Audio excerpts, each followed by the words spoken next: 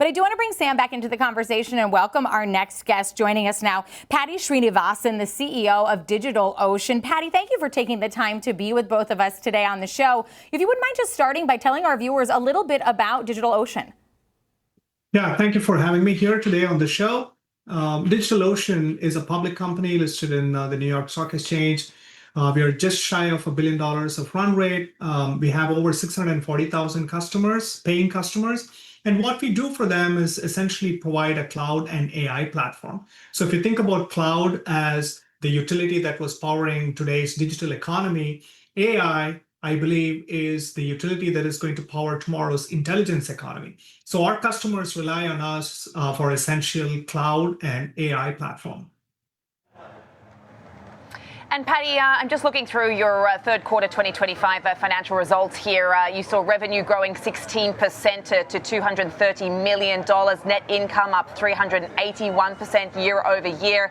You also raised your revenue and profitability outlook here. So a fairly good old quarter. How would you characterize it? What drove those gains?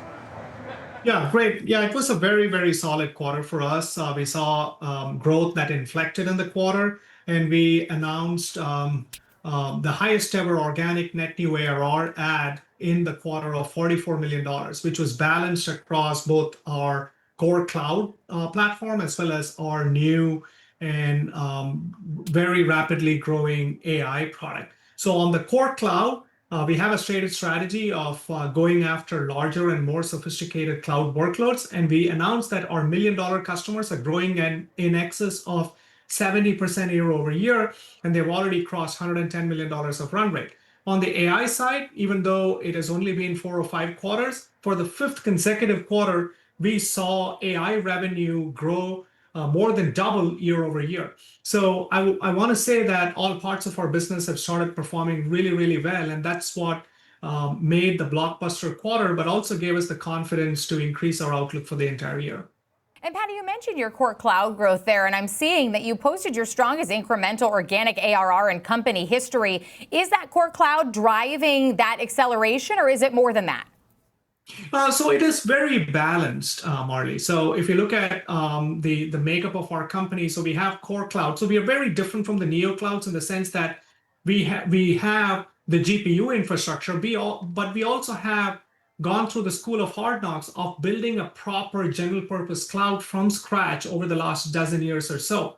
And on top of that, over the last 2 years, we've been building a software-centric AI stack. So we call the 1-2 punch of cloud and AI the new unified agentic cloud. So that's what our customers really appreciate, because if they come to us for our AI platform, they know that they need all the cloud primitives for them to keep scaling, especially when it comes to inferencing. And our core cloud customers know that we are in the bleeding edge of AI, whether it is GPUs or agentic workflows and things like that. So that gives us a very, very deep, sustainable, durable advantage when it comes to servicing the needs of our customers, both on cloud as well as AI. Paddy, you're an American company with a big chunk of your revenue coming from international markets as well. I'm just wondering, how that business is going, particularly because, we've heard from the likes of Alibaba out this morning. I mean, their cloud growth is doing pretty well. Are you seeing any sort of stiff competition out there, particularly in places like Asia? Yeah, that's a great question. So most people don't know that we are a very global company. And what is interesting is that given the nature of the long tail of our customers, we have 640,000 customers, as I mentioned. And by the nature of that, most customers opt into the DigitalOcean platform without talking to a single human from DigitalOcean. So that's the beauty of our customer acquisition model. And our international business has been doing really, really well over the last couple of years that I've been at DigitalOcean.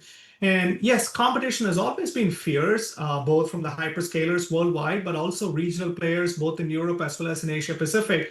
But for all the reasons I just mentioned, I think the depth of our software stack and the simplicity of our platform, as well as the very, very compelling price for performance metrics that we offer, both on cloud as well as in AI, really gets us the ability to be very attractive to digital native enterprise companies that are just starting out or scaling very rapidly to meet the needs of their customers.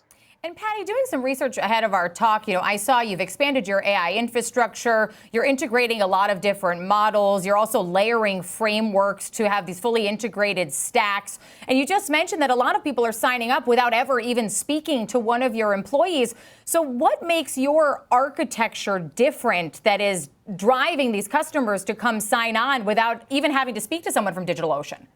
Yeah, it's a great question. So, as I was mentioning, there are a lot of neoclouds that have emerged over the last couple of years that are really doing a great job of building together GPU networks. We also have that, right? We have the latest and greatest GPUs with the state-of-the-art network infrastructure.